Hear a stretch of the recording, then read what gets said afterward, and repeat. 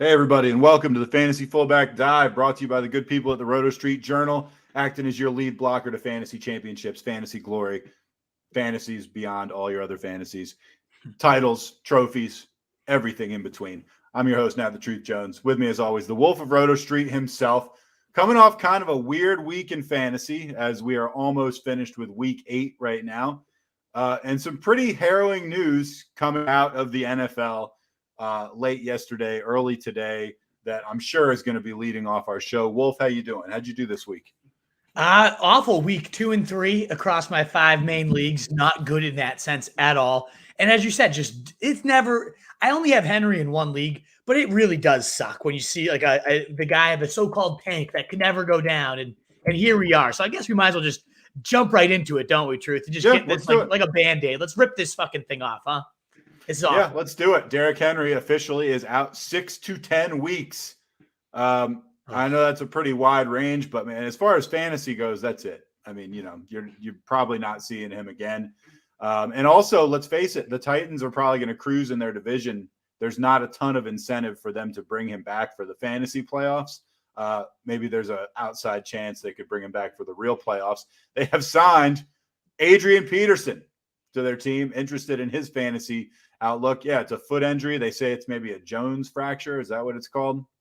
Something of that nature. Jones fracture. Glazer saying it's the 5th metatarsal. But yeah, as you're saying, 6 to 10 weeks, all but ending his regular fantasy season. I guess keep him in the IR and the off chance you have him for your playoffs should you make it without him. But this is brutal. This sucks. And you can't imagine, even if you do get him in the late stretch run push, like there's no way they're going to give him 30 plus carries ahead of the real NFL playoffs should you get him. It's pretty much a season ender. The question becomes, what do we do with Adrian Peterson? Fresh legs, fresh 35-year-old leg, but fresh legs coming in. And I feel like it's just one of those things that AP was going to walk in and he's going to run for like multiple 100-yard games from here on out. It just is what happens. I don't know why. It makes no sense.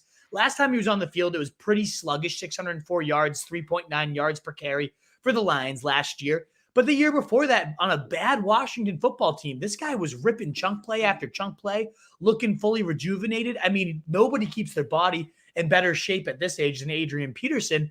I wouldn't be shocked at all, given that the Titans lead the NFL in attempts per game, 260, 4th in rushing yards per game, 1,183, 4.8. You got 147 rushing yards a game, 13 touchdowns are second.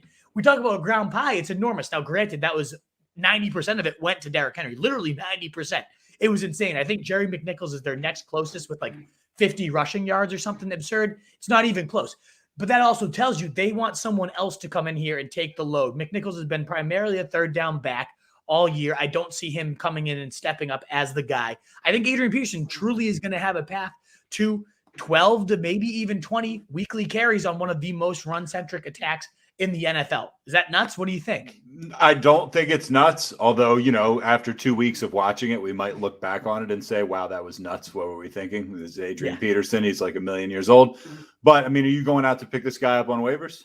Yeah, I think he's the priority this week. I'll do my waiver show tomorrow, and I'm kind of rank through and sift through everything just to make sure. But right now, as I did a quick glance over what I think my waiver wire rankings will be, he's number 1, and he's at this point of the year, we're midway through. There's not going to be too many backs that step into 15-plus carry roles, especially when it's run heavy as this, a pretty solid offensive line.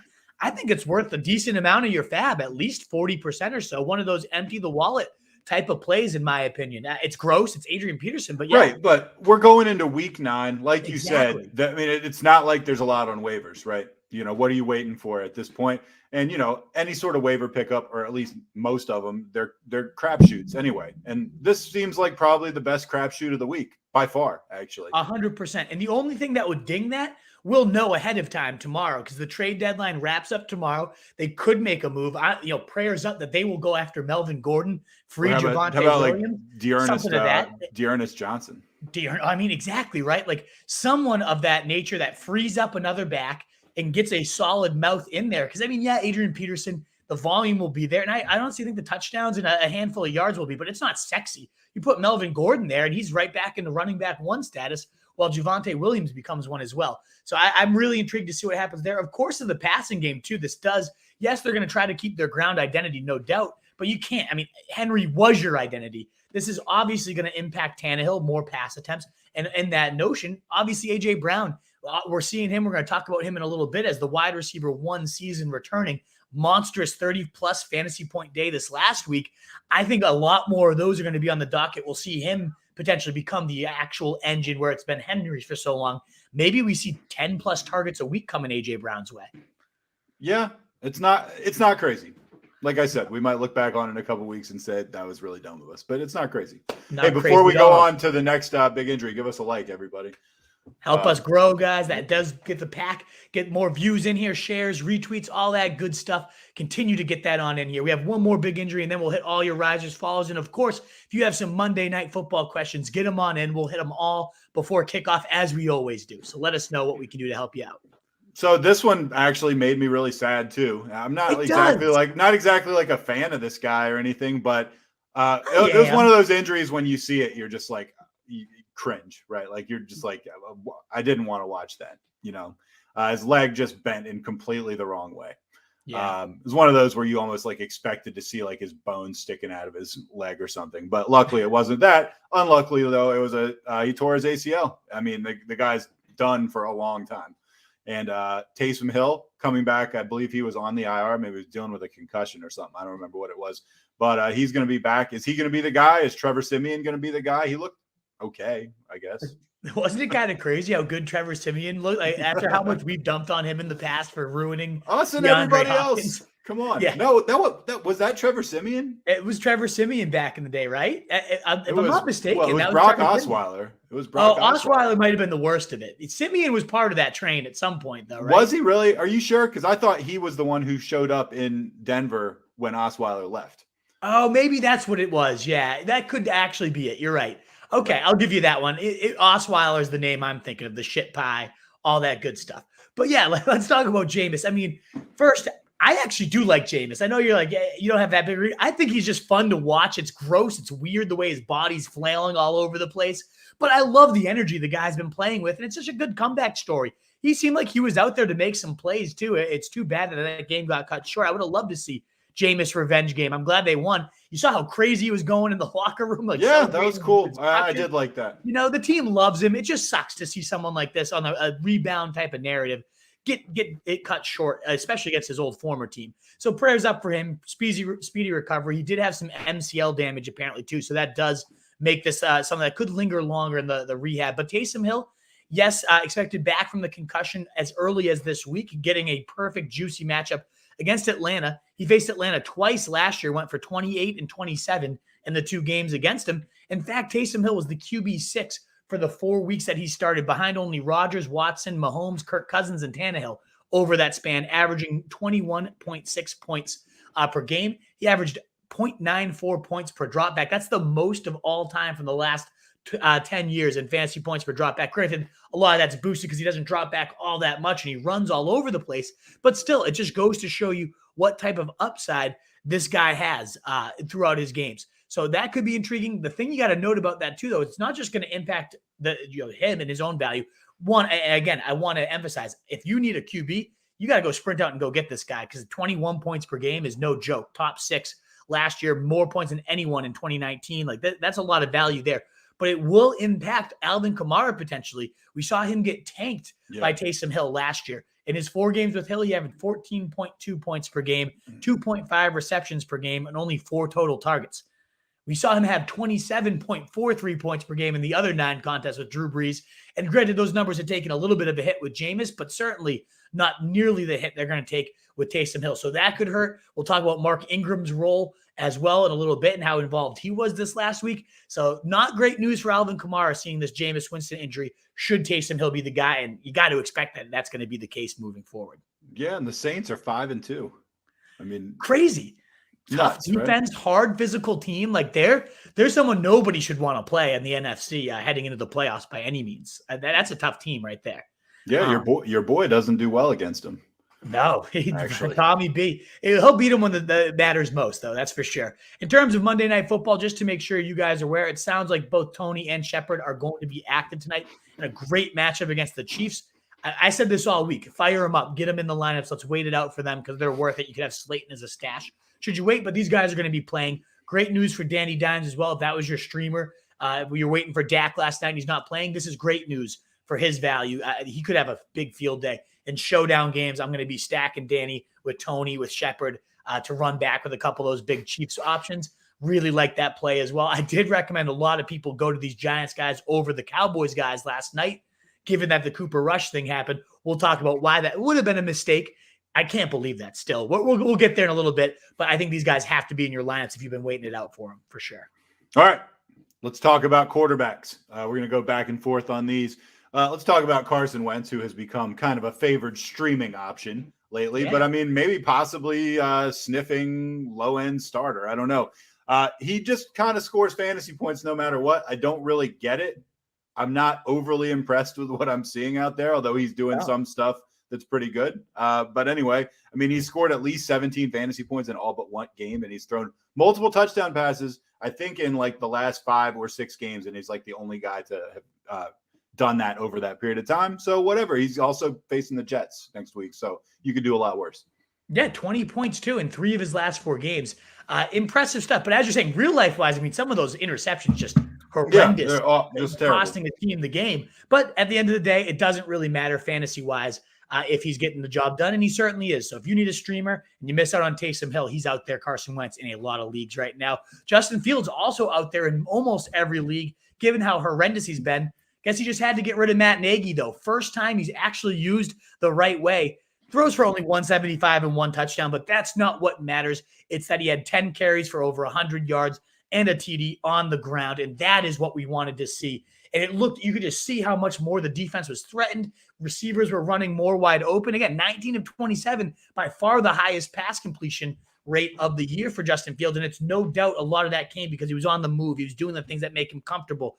Matt Nagy, we are not, I mean, I hope you're okay. Except that I hope your symptoms linger a little bit. You got to stay away from the building because, man, this offense took off, especially Justin Fields, over 25 fantasy points. And like we said, it wasn't even that huge of a day like when you read those stats, but they add up so fast with Konami upside. And that's why we called him such a cheat code early in the summer. Man, if you could just have this type of usage every week, I really think he could go down the stretch run as a huge player for you. And I made the comparison to you before we went on the air. He reminds me a little bit of Jalen Hurts.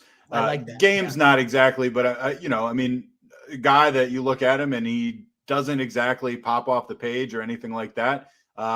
You kind of his arms maybe a little bit suspect for the NFL, and at the end of the game, he's got 26 fantasy points. Right, and you were saying too before we got live, like the way when he ran that touchdown, and it was like he was better than everybody on the field, right? Faster than everybody. You know how like middle school and high school football, there's like you'll see like video, and there's like one really big kid that's just like.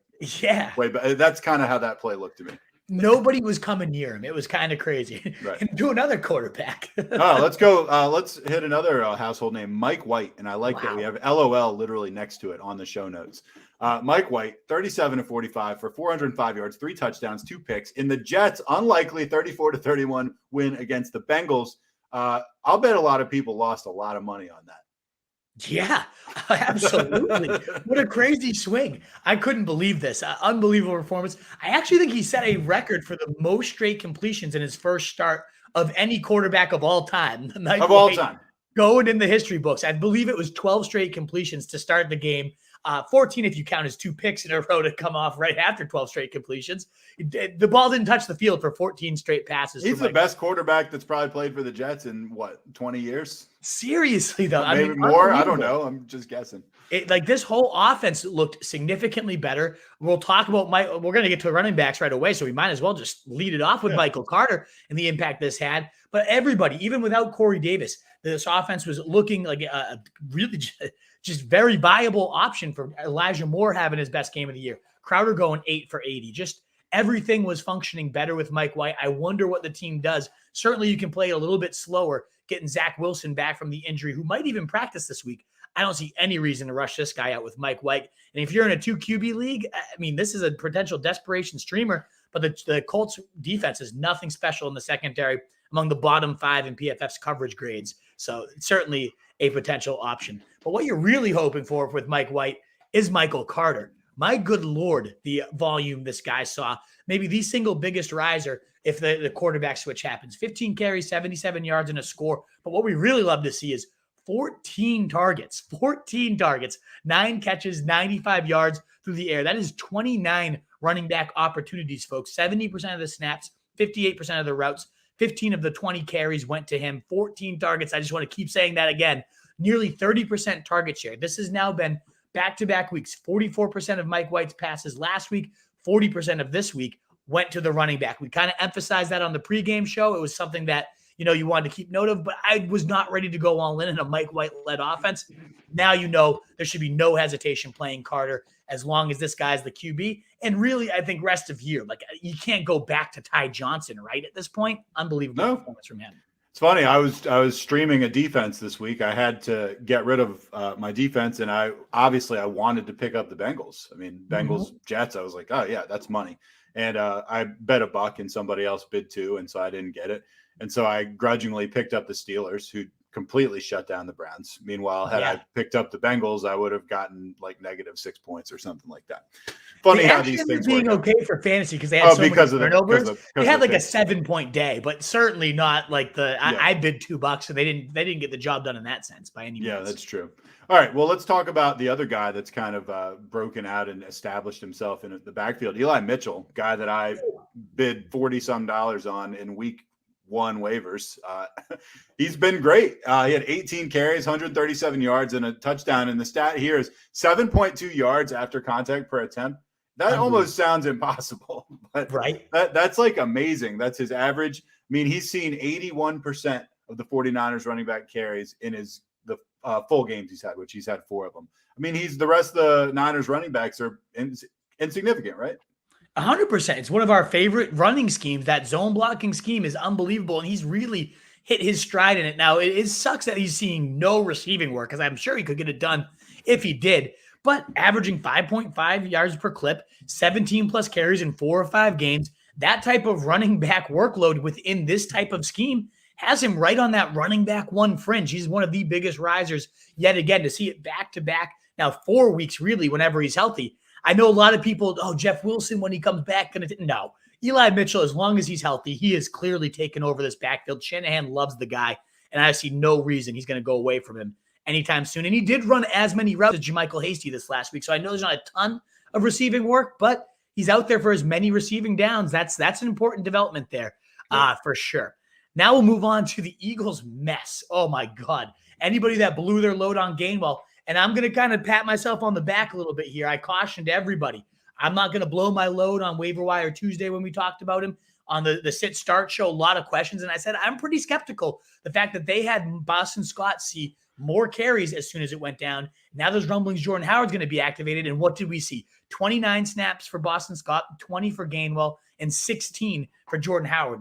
Very, very evenly divided from 3 ways. We saw 12 carries for Scott, 13 for Gainwell, and 12 for Jordan Howard. Just about as even of a distribution as you could ask for. What was crazy was seeing 37 running back attempts after the Eagles were averaging like 12 a game total. So to see all these backs go over was crazy. But Gainwell himself, by far the worst, 21 yards, awful performance, no catches at all.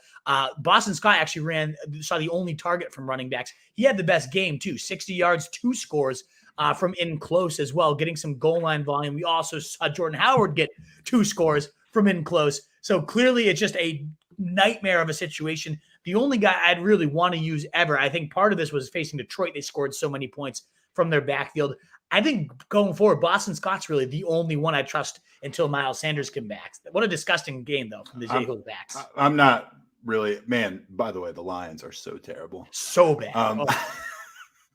So anyway, let's move on to another backfield that's just mired and disgusting, bogged down in a mess. Washington running backs. We got Antonio Gibson, who I would imagine is just a thorn in a lot of people's side right now.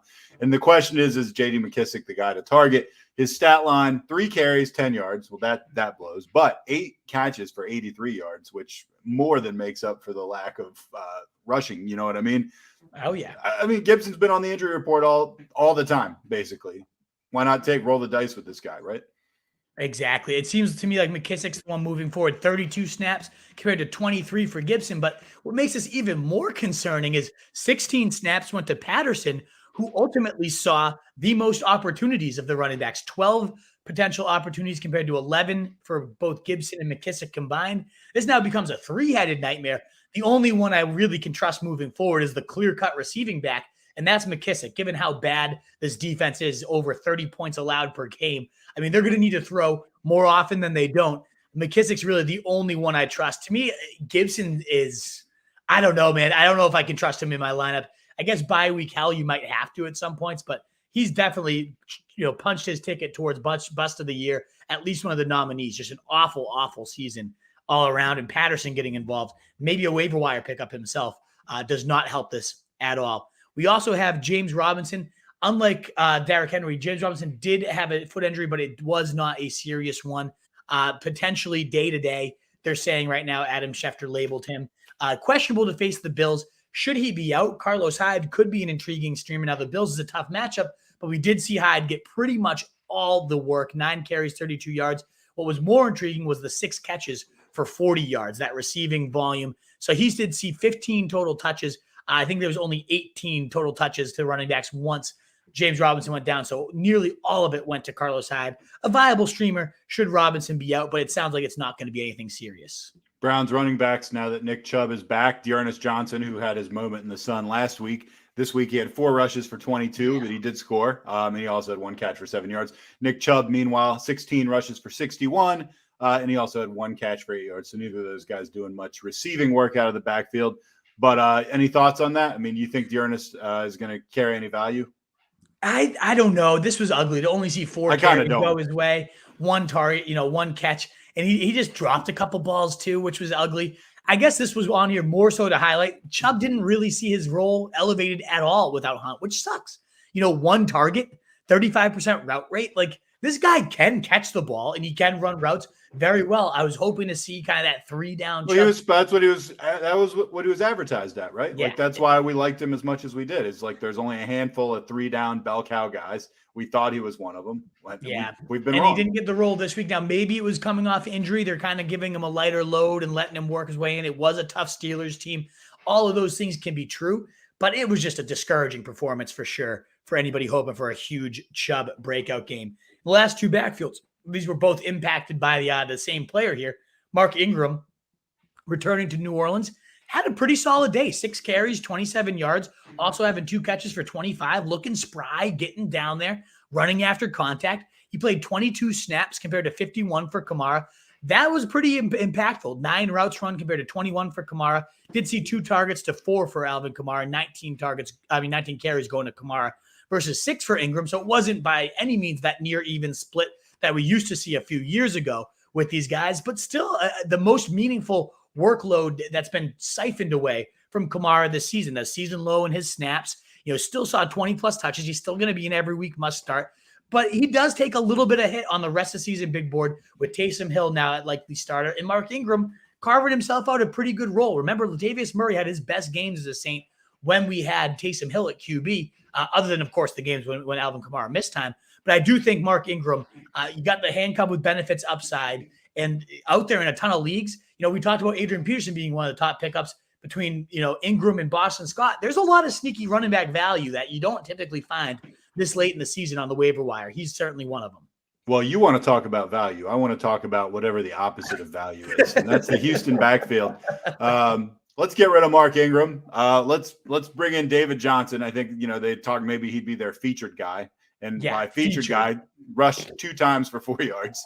And then we're like, well, then Phillip Lindsay must have really been getting a lot of burn. Well, he had 3 rushes for 8 yards. And then, part of the notes down here, it says, continue to avoid the Texans running backs. Well, no shit. Like, if you're going out and scooping up a Texans running back, like, you have to be in like a 20-team league where you're required to start like 3 running backs or something like that. That's all I have to say about the Texans. Also, I just want to say the Rams could have beat them 70-0 if they'd wanted to. And they, you know what? They somehow did not cover the spread. How crazy is that? There was a 16.5 point spread. I know that somebody lost their shirt over that. And so and think about how mad you'd be. There it was like 38-0. And it was in the 3rd quarter. And then they're just like, all right, well, we're going to pull all our good players out. And then like Houston scored. then they got an onside kick, and you're just Awful. like, and if you're sitting there as a bettor, you're just like, I want to absolutely jump off a bridge right now. Those are the ones that like you just cry over for sure. But yeah. Rex Burkhead. But they could have won by like 70 points. They really 100%. Yeah, they could have, and they rested their stars as they smartly should. Sure. Why would you play them? It just was one of those things. This backfield, you thought again, the future David Johnson, good pickup, right? Let's see what this guy does. Again, 3 touches compared to 8 for Burkhead, who led the way, and something named Scotty Phillips had 8 touches. I don't know who Scotty Phillips is. Big game Scotty Phillips. You remember Big game Scotty Phillips, baby. But yeah, 30 snaps for Burkhead, 15 for Scotty Phillips, 11 for David Johnson, and 8 for Phillip Lindsay. I wonder if they're going to be shipping out David Johnson and Lindsay and just kind of wholesale on this backfield. I don't know. Who wants them anyway? Who in the world would want to acquire either of those guys? I don't know. But it was just atrocious. It's too bad because there was the chance that maybe one of these guys emerges, and it just became even messier. It went from a 3-headed nightmare to a 4-headed one somehow. Just hideous stuff. Also, before we move on to wide receivers, we're going to speed things up. We want to make sure we hit everything on the mailbag. Give us a like, please, if you haven't already. It helps us get out to more and more people. We'd appreciate it. We're going to get right into wide receivers so we can answer the whole mailbag. Calvin Ridley. I was actually speculating about this exact thing. I said to myself, I wonder if like this is like a depression issue or something like that. He announced he's going to be stepping away from football for a while to focus on his mental health. From a fantasy standpoint, as a Ridley owner, obviously that stinks. I know this stuff's serious. One of the things that's most disturbing about it fantasy-wise is, there's no real timetable on a return here. No, it could be the whole year. And honestly, if it's a whole year, then sure. It's tricky. Like, it's one of those things you respect the guy. Like you just like mental health is such especially in football, like you never see these type of moves. So I wonder if this will happen more often because it is such a physical game and like the head damage that happens here, it's it could be about anything, it could be completely unfootball related, Exactly. Right. Exactly. We don't know when it's It's not the first time he's missed a game for what we now probably assume is all the same stuff, Exactly. So it is too bad. Prayers up for him. Yeah. Hopefully, good luck to him. Hope he's okay. Good recovery for him. The outlook, maybe Gage takes over, but he had 0 points in his absence this week. Pitts kind of the number one attention rolled to Pitts, and he didn't handle it very well. We'll talk about him. He had a nasty drop. He had a bad drop in a very key situation. Yeah, it was just an ugly situation. The Falcons, it's clear, even though Ridley hasn't been putting up a ton of crazy stats, he plays a huge role in terms of drawing the attention, and it just is going to shift everything. Cordarrelle Patterson still caught his touchdown. He probably is the biggest riser moving forward, but yeah, it just sucks for the whole offense, and prayers up for Ridley. Hopefully it's a speedy recovery with what he's going through for sure. On the other end, though, reemerging right in that range of the draft was A.J. Brown going near him. You wish you had him at this point. 10 catches on 11 targets, 155 in a score. Just getting it done, just like last week in every single facet, going deep for that 57-yard touchdown where he caught it and then bam, just outran the entire defense. You love when AJ, it's just so fun to watch this guy. He is a linebacker with the ball in his hands, ripping gain after gain. And as we said, now with Derrick Henry, likely done for the year, at least your fantasy season, what if he becomes the complete engine of this offense? He really could, he really should be able to shoulder this thing. I'm intrigued to see what happens. But either way, even just this would be nice to see moving forward, back-to-back double-digit target days. I think that's going to be the norm moving forward rest of the season. Let's talk 49ers receivers. And, of course, we're talking about Deebo Samuel and Brandon Ayuk. Deebo Samuel, still the man, complete alpha dog, 6 out of 9 targets, 171 yards. Niners week 8 win over the Bears. This is all too predictable now for him. And it's got to say, it's pretty awesome to watch. As far as Ayuk goes, I mean, there's been some chatter about, this guy's trending up. He's a good ad. I mean, I agree he's trending up, but he literally had nowhere to go but up. He was one of the most insignificant wide receivers in the NFL. I think he had 9 catches going into this game. Now, he did have season highs in targets. He got 7 targets and receiving yards. Wait for it. 45. You'll excuse me if I'm not going to throw a parade for this. I got to see more than this, and I got to see it more than once. I'm not touching the guy. Yeah, you're not starting him yet, but I do think certainly in terms of a bench stash, you could do worse than Brandon Ayuk right now, who's out there in well over half of ESPN. Well, sure. League. You could have David Johnson, for instance. Yeah, exactly, right? But 88% of snaps, when you look at like the big numbers weren't all that impressive. The fantasy stats aren't going to blow you away, but 88% snap rate, that was season high. 97% route rate, season high, and 25% target share. Big season high there as well. Again, the final product wasn't enormous, but that is nice to see. And don't forget last year when Deebo Samuel went down, and Deebo Samuel, knock on wood, I'm not saying I want an injury to this guy, but he has a pretty littered injury history. When he went down last year, Brandon Ayuk from week 7 to week 15, when he was the guy, and this was without Kittle, without Deebo, that's the situation that would happen should anything happen to Deebo right now. He was the wide receiver 3, Brandon Ayuk, behind only Devontae Adams and Tyreek Hill as a rookie. So, I mean, there is some upside with this guy. And if he's starting to get more involved, maybe he just has that upside plus a little bit of usability for bye-week pinches if this role continues to grow. We'll see. I'm with you. It didn't blow me away, but it's good to see these things trending the right way, at least for someone who's going in round 5, even higher in fantasy drafts. I do think the Cowboys, I did want to make a note that these guys can still live even without Dak. 8 catches on 13 targets for 122 and a TD for Amari Cooper. I mean, that was the most volume he's seen since week 1. Cooper Rush just locked in on this guy. I know CJ, the pregame show, was kind of like, he's going to find his guy and lock in. Maybe it's Cooper. I think you're going a little low on these guys. Wish I had kind of listened to him because I benched him everywhere for Manny Sanders, who we'll bring up in a second. Oh, my God. Fucking douche. CeeDee Lamb, though, also having a solid day. 6 catches, 8 targets, 112. Not quite as big as Cooper. But either way, Cooper Rush, should Dak miss time again in the season, this is just nice to know there's this kind of buoy to the offense that it's not going to completely crumble on itself like we saw all last year between Dalton and who was it? DiNucci was the other fucker. Like, it was just awful. So, yeah, it's good to see that these guys can still have some value even if Dak's going to be sidelined at any point this year. All right, let's start with the Browns receivers. Odell Beckham was truly terrible. He was targeted once, and he did catch it, so 100% nice catch rate, 6 yards. I mean, we've been down on this guy for a while, so this is not super new, but I still am a little bit blown away when I see a stat line like that. Jarvis Landry was the main guy. He had 10 targets, caught 5 of them for 65. In the Browns offense, that's the top dog, but the Browns offense is not leaving much as far as wide receiver desirability, I guess you'd say. No, not a ton of aerial pie, as we like to call it. A very small one here. But just of note, Landry has seen 26.4% target share in his 3 healthy games. He's had 5 balls caught in all of them. In PPR leagues, there is some room for value there when you have 5 catches. It's like a weekly touchdown at that point. So not bad. I guess this is the show of like wide receiver revivals with backup QBs because the Seahawks too. Tyler Lockett especially. I mean, I told people not to play him. Told people not to play him. I was off the train. I wait till I see it again mode. Sleeping in the car because I got that one wrong for the room over there. 12 catches, 142 yards. I mean, the guy was unguardable. He was truly and that's what's so hard about this because I love Lockett. Of course, I've loved Lockett forever.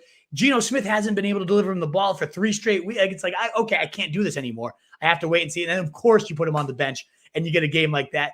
DK not to be outdone. 6 catches, 43, and 2 touchdowns. Just Geno Smith looking all that much better. The good news, though, is that's probably the last we'll have to even see Geno Smith. So I'm glad he went out on top because Russell Wilson should be back. The early expectation was he'd be back after their bye, which is this week. So week 10, Russell Wilson back. These guys go cooking into that. Rest of season-wise, these guys got to go right back in the top of the big board. Michael Pittman. This guy's like maybe a legit wide receiver 1. I think he might have had the most fantasy points for receiver this week. If he didn't, he was in the conversation, like top 3. 10 out of 15 catches, targets, 86 yards, 2 touchdowns, and he got them fast too. Like I feel like he had those points like first quarter, something like that.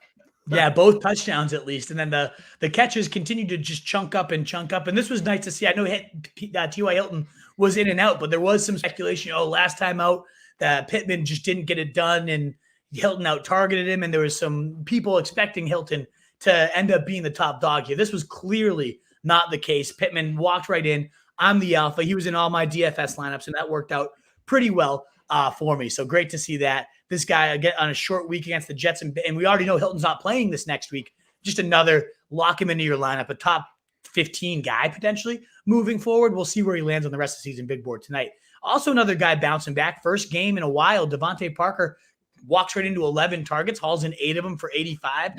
it was just nice to see Tua giving him a chance on contested balls. That's kind of where Tua has struggled, is if there's no separation, he's not throwing to you, and Parker's become obsolete. Well, this week he really gave Parker plenty of shots, and Parker rewarded him with a lot of tough catches, looking very solid in his first game back, approaching that kind of wide receiver 3. You can feel pretty comfortable moving forward. If he can do this against Buffalo, who's giving up the fewest points to wide receivers, he can do it against just about anybody. Robbie Anderson, he's a guy that in the past we've liked. He got targeted once in the Panthers win against Falcons. I actually randomly saw this play. He got destroyed. Somebody just wrecked him completely, did not catch the ball, and that was it. He was not targeted again, and that's it, man. He did nothing. Exactly. It just cut him at this point. There's no reason to have him on rosters anymore. He's not getting it done with Sammy Darnold. I mean, you just wait till Tuesday in case Watson gets traded there, because that could just spark everything should that happen. But otherwise, this is not turning around anytime soon. Get rid of him. Cole Beasley with no knocks. He's really started to get steady. This was one of his best efforts of the season. 13 targets. He caught 10 of them for 110 yards. Just the engine of this offense out of the slot. Knox is day-to-day, so there's a chance he's back. And, Beasley, he's had 22 targets in his last 2 games without him. We'll see if that would continue with Knox back. I doubt it. Certainly the end zone volume is going to go all back to Knox, as he was a monster there. But we'll see if Knox is out again in week 9 for Houston. You got to rank Cole Beasley in your top 25 PPR leagues. Very solid effort for him this week. Van Jefferson. Now, this is on the heels of the Rams parting ways with Desean Jackson, who, I only kind of realized was still in the league. He had 3 catches, 6 targets, 88 yards. And I mean, he's a deep threat. He's a legit deep threat. And he played 46 out of the 57 snaps through 3 quarters. Like we said, after 3 quarters, they pulled everybody out. He's a boom bust guy, definitely. Absolutely. But it does give his shot at booming a whole lot higher chances with Desean Jackson now removed from it. Every snap player, 46 and 57, like you said, that's great to see. We got to mention Jamal Agnew, man. I was stashing him before that Jags game in a lot of leagues, and he followed it up with 12 targets. That's impressive. A team high there. Only 6 of them getting hauled in for only 38 yards. Not great, but he did score. So that was impressive to see. But it was also just the way they're manufacturing touches for him. He's kind of taken over that hybrid role that we thought would be Laviska Shenault. It's not. It's Jamal Agnew at this point. They're moving him in the backfield. They're putting him out slot, like all over the field. This guy that started as just a kick returner, they're kind of – I was reading a lot about him after the game. ESPN talking a lot about how they want to make him their kind of Cordarrelle Patterson and turn this guy from special teams ace into just an all-around weapon. He might not be as deadly as Patterson, but that's the type of skill set we're dealing with and the type of volume we could see. We've seen it break out for Patterson at this point. Intriguing for sure. Very intriguing to see this type of usage. Meanwhile, Marvin Jones, only 5 catches, 35 yards. Laviska Shenault, if he's on your roster anymore, why? 2 catches for 13 yards. Oh, agree completely. No reason to have Viska on your roster. And honestly, Marvin Jones has been pretty boom or bust, like not a must roster by any point. Jamal Agnew, truly the number 1 receiver here. And I think a viable wide receiver 4 flex type of play as we hit these bye week hell. All right, so let's boom back and forth real quick. Some terrible stat lines from some guys who we don't think of as terrible. Terry McLaurin targeted 7 times, caught 3 of them. 3 catches, 23 yards. Justin Jefferson, 2 catches on 4 targets. What? 21 yards? What the hell happened there? This guy's killing me. Mike Williams, 5 targets, 2 catches, 19 yards, possibly not fully healthy. I don't know. He is like the ultimate boom bust guy right now. I think he's played 6 games, 7 games, and 4 or 5 of them have been amazing, and 2 of them have been duds that legit killed me. Ruin your week. Yeah, it sucks. It absolutely sucks. Of these guys, who are you most worried about, if any of them? It's really hard for me to – I think Jefferson will ultimately be fine, even though I really do think the Vikings are trash. Williams, I would think would do fine also, except, man, Herbert a couple times has just had these just awful-looking games. He looked legitimately really bad in that game. I guess probably I like Williams the best moving forward, but it's close with him and Jefferson. Yeah, it's tricky to see for sure. 14 targets last week for Jefferson, though, so I'm not overly worried there. Yeah. I am worried that Williams is going to have a few more of these disappearing actions. I think he will too. I think McLaurin might be the best buy low here because we do get Ryan Fitzmagic coming back. I didn't think about the next that. Week or two. I think that's going to do wonders for Terry. He's been running open, and Heineke's just missed him on plenty of playoffs here. So the one I'm most worried about is probably Mike Williams. As much as I hate to say it, I could see some of these boom busts continuing to be the trend there. But speaking of busting, oh God, Manny fucking Sanders did not haul in a single one of his 4 targets. He had one where he was just wide open streaking down the field, and Josh Allen just sailed it over his head, which was devastating because I just needed that one play, something to give me a little jolt in the pants. But nope, couldn't even complete that. While we watched Cole Beasley go 10 for 110, even Zach Moss had 6 catches. Lovely to see. Nothing, literally nothing, a goose egg, a donut for Emmanuel Sanders, just an absolute backbreaker. And it sucks. 13 or more points in 4 straight games, 20 in 2 of the last 4, and he goes and gives you 0 in a good matchup. What else to say? Just hurts. It's terrible. Last but not least, Jerry Judy's return for the Broncos. He caught 4 balls, and only 4 were thrown his way, 39 yards. That's completely forgettable. I mean, the thing is, none of their receivers really did much. Exactly. I mean, Patrick was targeted 3 times. Sutton was targeted 4 times. Noah Fant was targeted 4 times. There just wasn't really much to go around, and Judy did his part as well as anyone, but it wasn't like the blow-up game that we were kind of hoping it would be. I know. Yeah, didn't walk right back into that alpha role. We saw him leave when he had 7 targets in the first half of his only game played. I don't know how much meat's going to be on this bone, though, with Teddy Bridgewater, 213 yards, 26 attempts, only 19 completions. It's just, as you said, nobody seeing more than 4 targets. Albert O even being involved, that really hurts Noah Fant these last couple of weeks. Fant had been seeing you liked Fant this week, didn't you? What's that? You liked Fant this week, right? No, this was my lower. Remember, I was lower. Oh, right. You were lower on Fant. So. We were higher on Gronk, which also did not work out. Yeah, he did not. Yeah, I would have rather had Fant at that point. Right. Brutal. Yeah, brutal. But Albert O definitely, anytime he's played it, eats into Noah Fant snaps, and those have been some of his worst games. So a bigger impact on Fant than you'd expect. And just, I mean, I imagine eventually we'll see Judy kind of trend towards the top and Sutton get back up to that alpha role. But when it's Teddy Bridgewater sustaining you, I just don't think there's going to be enough for these guys to routinely be reliable. I mean, this was as good of a matchup as you could ask for. Washington was giving up the most points to wide receivers, and this is what happened. You got to be a little bit concerned moving forward for sure. I'm definitely concerned with this workload distribution. We talked about Gronk, that piece of dirt. 0 points. Ruined a lot of my fantasy lineups in DFS. I was kind of going, even when the limited snap counts came out, I was like, well, everyone's going to get off of him so I can be different and play Gronk and he'll catch 2 touchdowns and nobody else will have him. Now, that worked out well. Goose egg, back spasms. The worst is just don't play. The worst is you come in, plays a few snaps, and you're like, nah, I'm done. I'm done for the day. Yeah, back spasms. And it's just, is he breaking down at this point? One injury is leading to another. Are they just going to start resting the guy till they get to the playoffs? They do have the bye this next week, so we'll see. But definitely discouraging to see that performance for sure. Kyle Pitts, who we touched on a little bit already. I mean, the positives, 31 times Matt Ryan dropped back to pass, 30 times he ran a route. Okay, so, I mean, he's a wide receiver. That's what we knew. But he only had 2 catches for 13 yards. And he also had at least 1 really key drop. He looked really bad. Yeah, he did. And what was even more concerning, he even noted it after the game. I saw more people over the top of me on Sunday. It increased defensive attention. He becomes the de facto number 1, which is a positive from a volume perspective, you think. But when it commands that much attention and now the defense is focused on taking him out instead of Ridley, well, they took him out. And yes, the Panthers were equipped to do that. They put Gilmore on him for a lot of the game. And I don't think everything's going to go that way. But this was just very discouraging to see 2 back-to-back banger weeks and then this type of crap. Pat Fryermuth, though, me, I love this guy. Newburyport legend, teach with his parents, great stuff.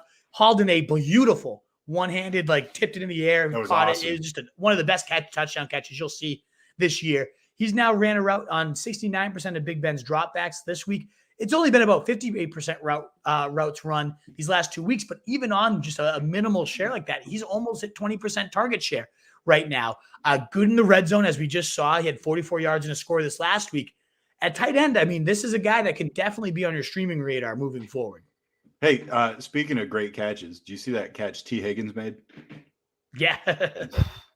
Jesus. That guy's a beast. Last but not least, I like him moving forward. Dan Arnold caught 8 out of 10 targets for 68 yards in the Jaguars' Week 8 loss to the Seahawks. Well, I mean, we talked about that receiving core. I mean, I guess somebody's got to catch something in theory. He led the Jags in yards and receptions.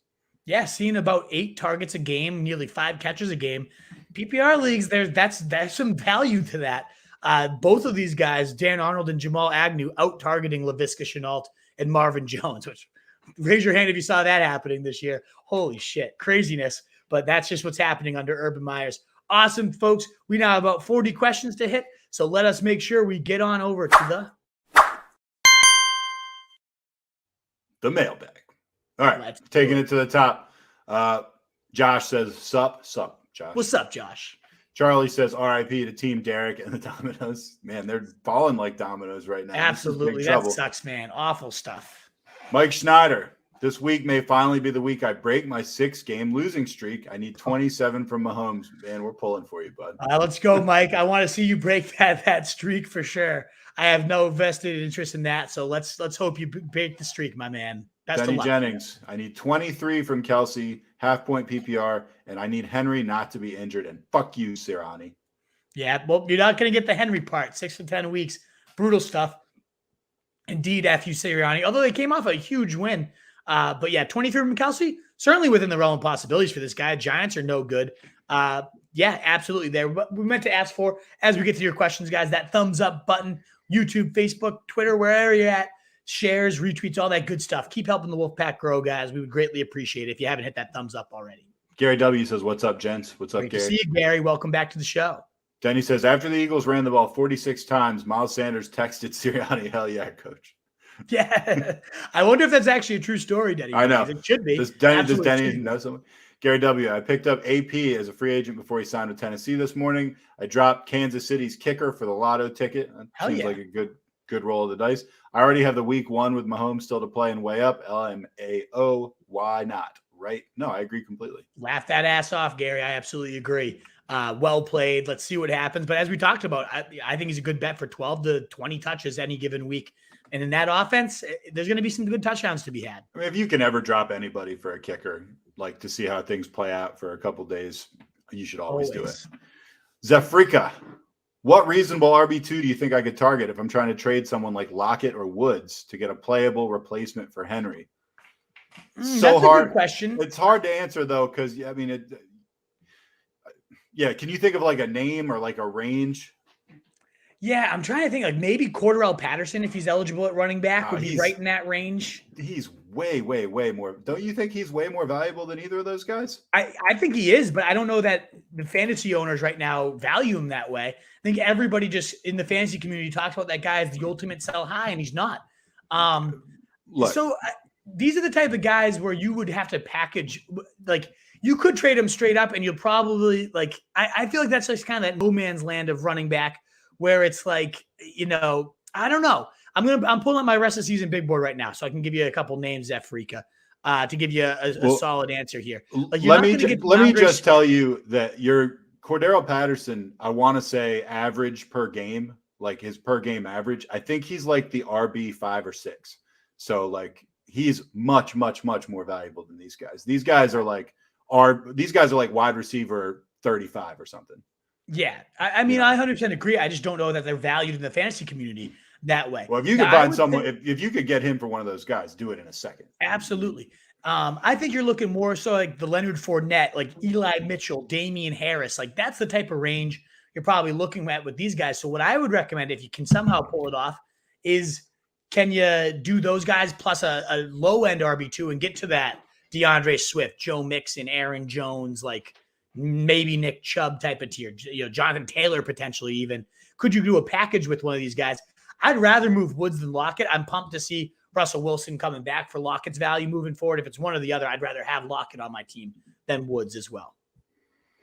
All right. Johnny says, should I drop Heineke for Taysom Hill? Oh, in a heartbeat. Yeah, like Taysom Hill's very solid as a starter. Heineke's been trash these last few weeks. And we know Ryan Fitzpatrick's going to be back within a week or two. So, yeah, absolutely. Danny Jennings, Boston Scott or Jordan Howard to the Titans? Would clear things up for Gainwell. I wouldn't hate that at all. So, yeah, do it. Falanini, do you think Tanny, AJ, Julio goes up with D. Henry out? As we said, yeah, I think the overall offensive philosophy has to switch when you're taking that type of a pillar and removing him. You're not going to feed AP 25, 30 carries a week. I can't imagine, at least. So, yeah, there's going to be some more passing volume. I think AJ certainly is the one that benefits the most Julio, if he can ever stay out there, maybe a little bit. But yeah, Tanny and AJ, a little bit of a bump up for sure, Falonini.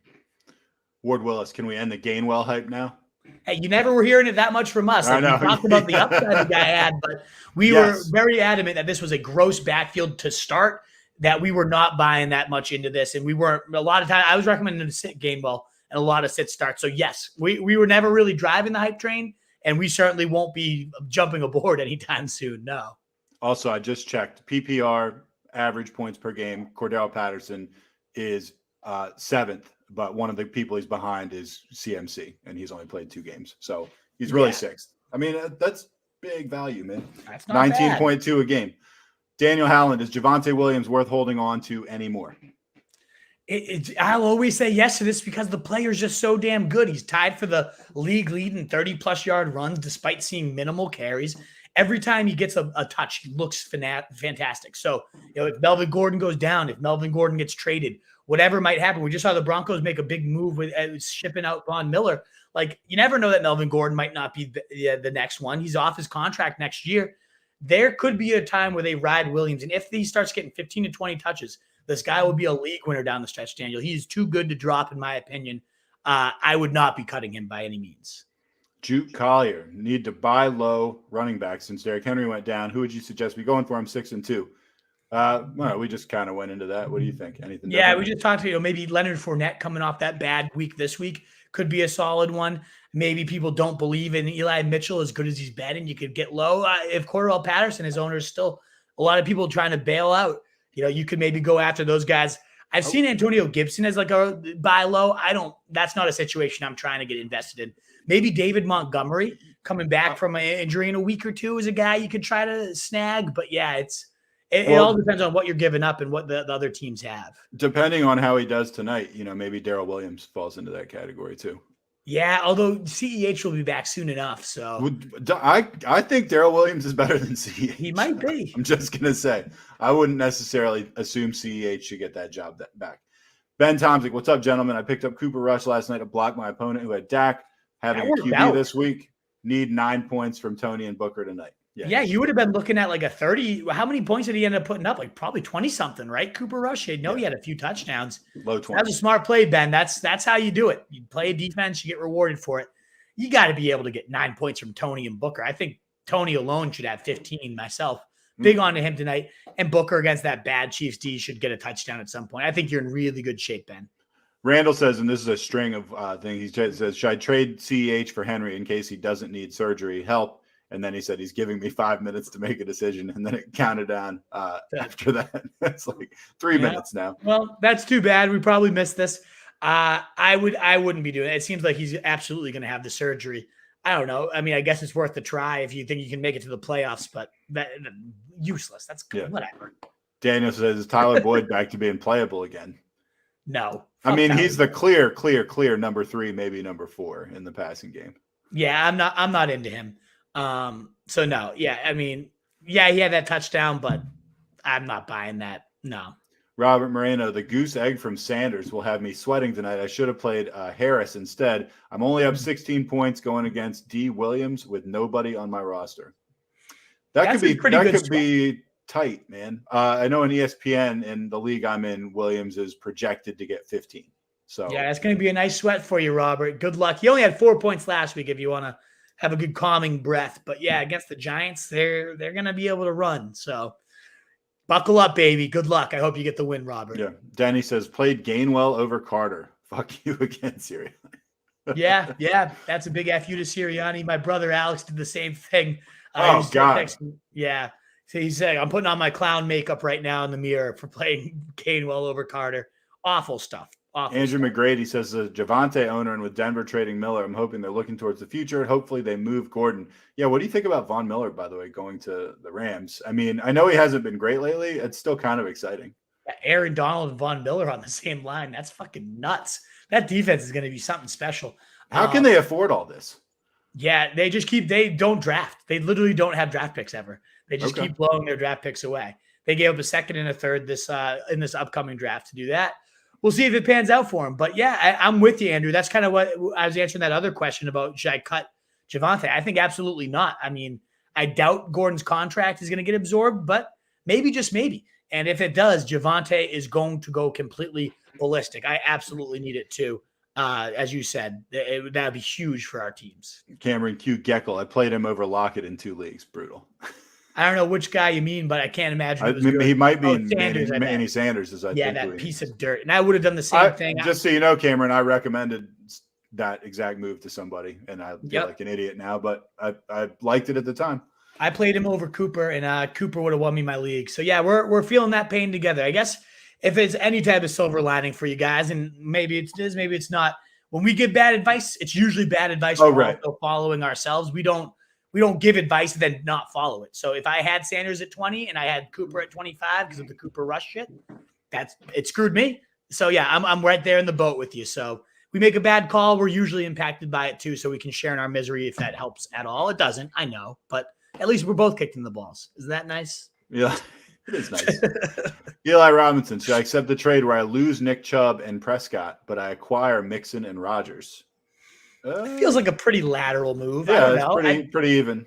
I'd probably prefer Dak to Rodgers. I'd probably prefer Mixon a little bit to Chubb, but I don't know. That's just one of those trades. It's like I don't think anybody clearly wins, so I'm not really messing. You don't want to mess with your locker room. That fantasy locker room, baby. It's too real. Yeah, don't do it.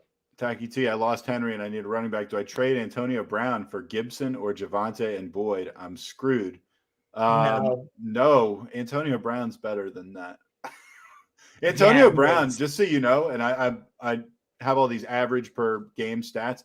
Antonio Brown's like the wide receiver 5 or 6 based on average per game. Yeah, I know he's missed a couple, but I mean, he's scoring like 20 points a game. PPR. I think he has more than all the other Bucs receivers in terms of points per game. Does.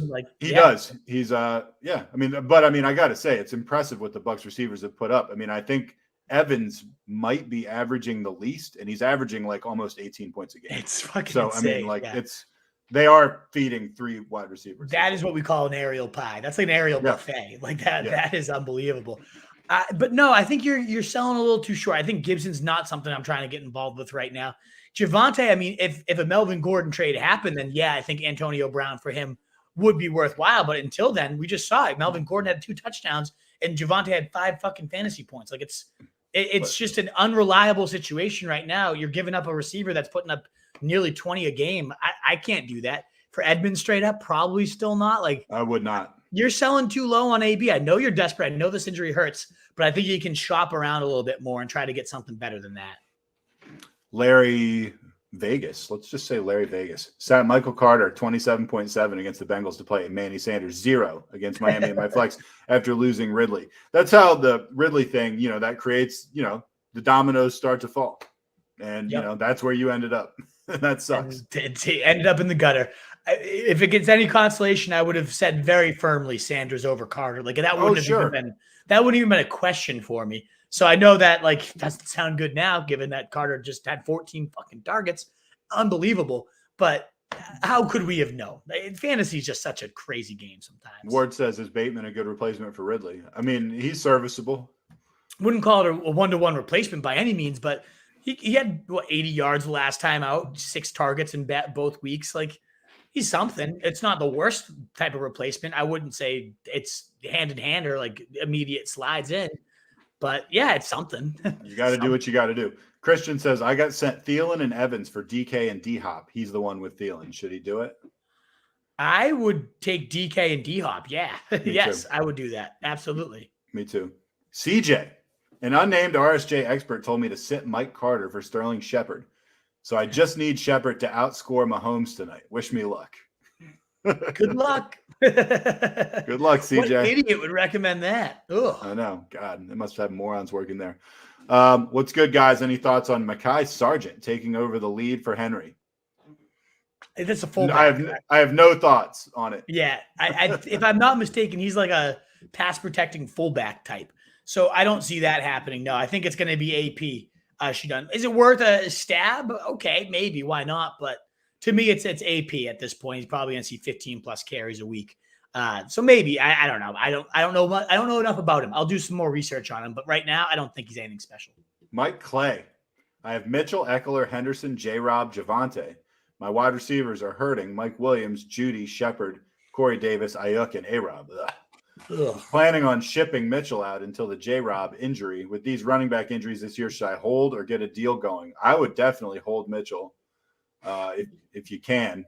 Ugh, man, that's rough. What do you think? I think with these injuries, you got your 3 solid starters in Eckler, Henderson, and Mitchell for the flex. Like that's 3 locked in top 15 guys every week.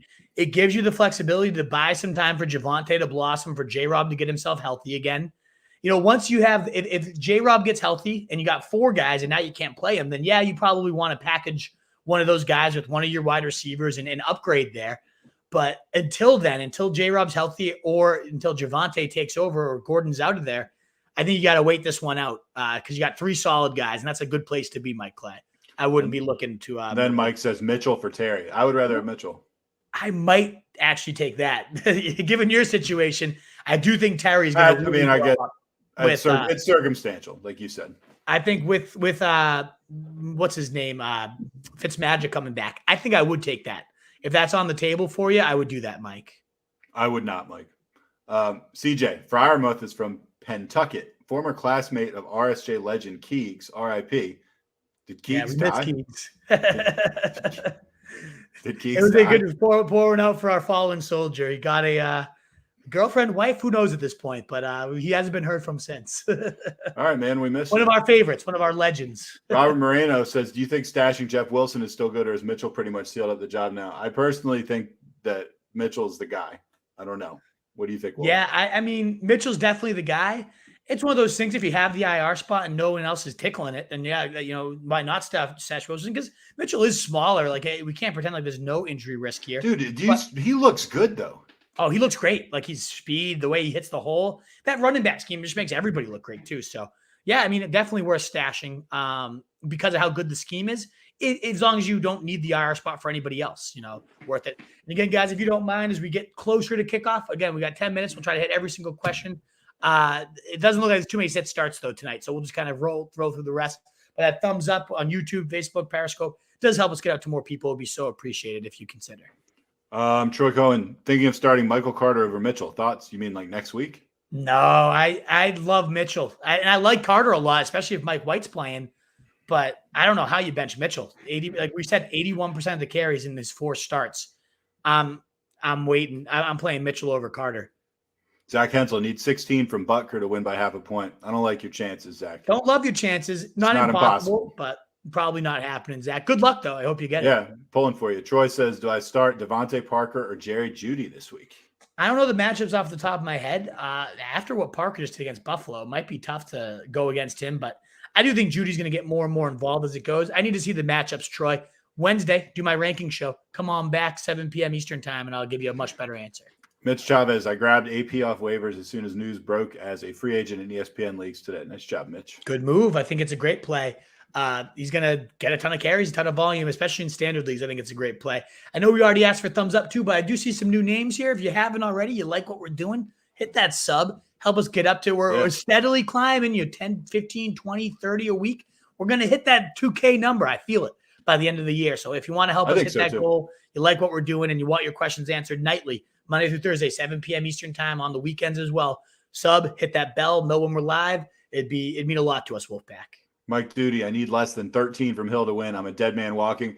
Ordinarily, I would say you are, and I do think you probably are. But, man, the Chiefs have been just really abysmal lately. You never know. Look, how shocked would we be if the Chiefs came out and put up like 13 points? Not as shocked as we would have been like a month ago. I know. And it's true, too. Like, of these guys, like, it'd be different if it's Adams and it's like the guy's going to get 15 every single week. Hill's one of those guys, he could get you 40 and you're going to just destroy the team. He's had plenty of like 4-point days, too. He is more boom or bust than your typical alpha wide receiver ones. I don't like your chances. I think you're probably going to lose. Yeah. I'll be honest with you. But, in terms of just, I'm not trying to create false hope. There is certainly a world where Tyreek Hill does not blow up tonight and it's somebody else. Denny says, does Von Miller going to the Rams make him the number one defense rest of the season? Not necessarily. I think they're a good defense, but I'm hesitant to say that Miller's going to move the needle too much, even though I'm a huge Miller fan. Yeah, it's defense is just always matchups for me. Like, yes, they're probably one of the toughest defenses real life wise, but they have plenty of shootout style games on the rest of their schedule too. So it's hit or miss for me. I don't know. It's a defense question. Mitch says he needs 40 plus PPR out of Kelsey and Hill combined tonight. Again, it's not impossible. Not impossible by any means. No, both those guys have 20-point days within them for sure. MJ says, should I be worried about Kamara losing goal line touches with Taysom? Yep. And with Ingram there, we talked about it. But yeah, he's one of the bigger fallers. I mean, he'll only fall so far. 20 touches in a good offense behind one of the better lines in football. He'll still be top 12 rest of the season on my big board, but he's at 8 right now. He's probably going to go to about 12 or so with all the situation going on around him. FCJR, drop one. Daryl Williams, Gaskin, or Collins? I think I'm dropping Collins. You bye week this week, Carson likely back, and even in the featured role, what do you get? 10 carries for 44 yards against the Jags? Like, see ya. Get the fuck. Yeah. I'm probably cutting him this week. I like Collins too, but I think you're right. I do, but yeah, the work's just too inconsistent. Right. And I don't trust the Seahawks in general. Denny Jennings Sanders did text Sirianni that, and Sirianni responded, Miles is a team player.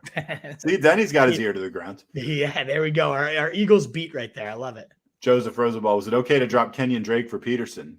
Depending on your RB depth, maybe. Yeah. Yeah, I think moving forward, if I had one or the other, I'd probably rather have the sure volume of Peterson, most likely. I am intrigued by Kenyon Drake. Like, if Jacobs' injury, he got injured before the bye. What if that lingers? Drake's looked really good since that interim coach took over, so I'd rather have not dropped him. But if it's one or the other, I would have rather had Peterson. Yeah. Ward says he has a re-election for a local alderman office tomorrow. Is he a good political fantasy choice? What's the over/under that he wins? Best of luck, Ward Willis. I hope you get it, man.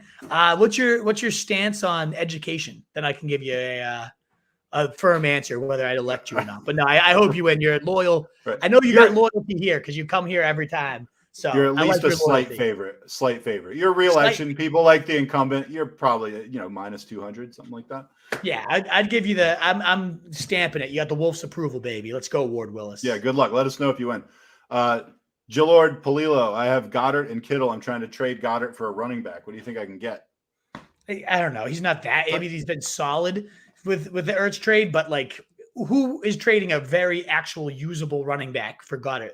You have to package Goddard and like someone else and try to get. Yeah. If you're asking like Goddard for a running back straight up, you're probably looking at like, on a Samaje James Conner.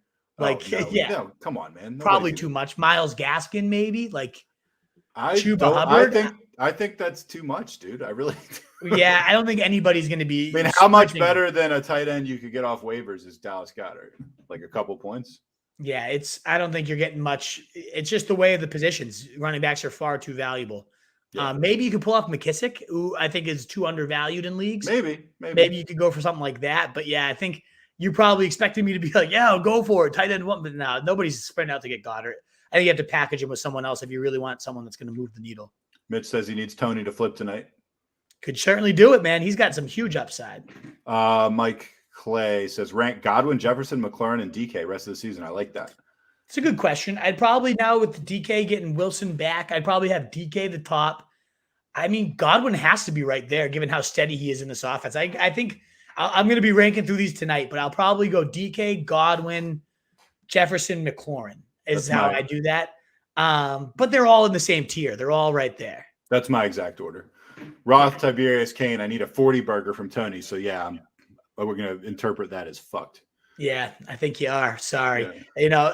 Tony has 30-point upside in him, but 40 for anybody is a very tall ask. Mike says a lot of teams in this league need a running back help with stacked wide receivers trying to get a bidding war going. LOL. Yeah, along those lines, I mean, that's true everywhere. So like if you look at in PPR running backs that average, say, 15 or more a game, and you look at receivers who average 15 or more a game. So there are 30 receivers averaging 15 or more a game PPR. There's 20 running backs, but 5 of those are on the IR. So it's really like it's half as many. So a running back that's scoring you 20 a game is more valuable substantially, almost twice as valuable as a receiver doing the same thing. There's just more of them. But I understand what you're saying, Mike. I've tried to do the same thing in my league, and I've failed so far. Drive up that price. Christian says, would you rather have Swift or Aaron Jones the rest of the season? They're neck and neck for me. Probably Aaron Jones in the better offense. I would probably roll that. I know Swift gets a little bit better usage, but we saw this last week, 71% of snaps, like a season high. He had his worst game of the season too. So I probably prefer Aaron Jones. I think the floor is a little bit higher for a similar ceiling. Roth says Jeff Wilson supposedly back soon. Yeah. Doesn't matter to me. I really think this is the Eli Mitchell show. I think people going after Jeff Wilson right now as the guy are probably just a little bit bitter they don't have Eli Mitchell in there. They were wishing it was the Trey Sermon train, and it's not. So, yeah, I don't know. I mean, Jeff Wilson was a season-long winner, and we talked about him multiple times. Well, Mitchell was banged up. Like, this guy did win leagues last year. He's not – like, he's worth a stash in IRs a little bit, but I'm not worried about my Mitchell stock because Jeff Wilson's knocking on the door of a late November return. Like, no. Christian says, should I do Dalvin Cook for Deebo Samuel? I have CMC, Aaron Jones, Gibson, and Montgomery. 8-man full PPR. No, Dalvin over Deebo. Maybe you give like Aaron Jones, but I would not be doing that. It's Dalvin and CMC. If that team ever stays fully healthy, is going to be a fucking nightmare for you. Well, remember the stat I just read. I mean, the running backs are worth more. Yeah. Mike Clay, FYI, Mitchell has a rib issue. Shanahan said he'll be limited in practice tomorrow. Shit. All right. There we go. Good to know. I think he's going to be fine. If he's limited, he's practicing, he's playing. All right. Labyrinth. I shouldn't drop Bateman for AP, should I? Man, I was wondering the same thing, Labyrinth. Like, if you're desperate at running back, certainly if you just lost Henry and like Bateman's just kind of on your roster, I think it's well within the realm of possibility to drop him. I'm wondering if I do the same thing myself. It's crossed my mind. So it tells you it's not that crazy at all. It depends on your team needs, but yeah, it could be. Agree. B-dubs. I'm 6-1, 7-0 owner, just lost Henry, and he has Najee. I have Henderson, CEH, Daryl Williams, Mitchell, Javonte Williams, and Cordero Patterson. Should I consolidate and try to get Najee? What could I offer? Yeah, I mean, maybe. Of course, like if you can get Najee off of him and try to send him 2 running backs of these, like I am always 100% on board with giving multiple like decent guys to get a stud. I will always sign off on a trade like that. Just depends what's going to get it done for you. Like he probably won't do that without you giving up Henderson. And then do you really want to give up a Henderson and a Mitchell? Probably not. Like if you can pull off, Daryl and CEH and Mitchell and not have to give up Henderson and somehow get Najee, go for it. But otherwise, you're probably going to end up just giving up too much depth and you're trying to get too cute with it. I don't know. What do you think, Truth? I tend to agree with you. I would say it all depends. I mean, look, running backs are scarce. Like, it's nice to have a stacked group like this, but if you could trade 2 of them and get Najee, you still have a pretty decent group. And you've got I think he's maybe the RB2 right now. Right. So, yeah, I mean, and Henry's gone, so he's maybe the RB1. Yeah, exactly. If you could get it, like if you can pull it off, please do. But you're I don't know what the price is going to be. This is so tough to speculate what could get it done. I don't. Maybe you could trade like CEH and Henderson for Najee. You do it $1,000. Oh, you do it. Yeah, right. Yeah, absolutely. But it's I doubt you're going to probably have to give up Henderson and Patterson or something like that. And I wouldn't. It says, what's up, guys? +1 for the like. Thank you, Bulldog. Thank you, guys. Anybody else out there that hasn't already hit it, please do. Yeah, what are you waiting for? Johnny Lau, I want to drop Jacoby for Devonta Parker. Howl if you approve. I'll give it a little it's not like a rip-roaring howl, but I think he could do that move. Like Jacoby still hasn't scored. He sees 9 targets a game and doesn't do much with him. If it's full PPR, I probably prefer Jacoby, but otherwise, half and standard, I think I prefer Devonta. So a light howl for you. I can't go crazy with it. What do you think, Truth? Is he nuts? Same kind of tempered howl that you gave. I'm not willing to full on howl. Christian says, what's your top 10 rest of season RB rankings? You should check out the website because that actually is rest on of season there. Big board will be updating it tonight when we hang up. But I'll tell you right now, it will involve Dalvin Cook, Zeke, Harris, Eckler, Taylor, Chubb, Aaron Jones, Kamara, and Swift. You don't have CMC in your top 10? You don't have CMC in your top 10 rest of season? Now that CMC is itching towards the return, he'll probably get bumped in there. So, yeah, like it'll all come down to like mixing McCaffrey, DeAndre Swift for the last spots within there. Daryl Henderson's knocking on the door these days, averaging the most expected touchdowns per game. I'll update it tonight, Christian, and we'll find out. How about that? All right. Sarah Riley, what's up, Sarah? Half-point PPR, I need to drop 1. Gainwell, Mike Davis, Waddle, Claypool, Manny Sanders. I drop Gainwell. Yep, Davis kind of sucks too, but either one of those is fine. Yeah, Gainwell for me. He's just useless. Yeah, I dropped Gainwell over Davis. Marco Coles, Daryl Williams, or Kadarius Toney?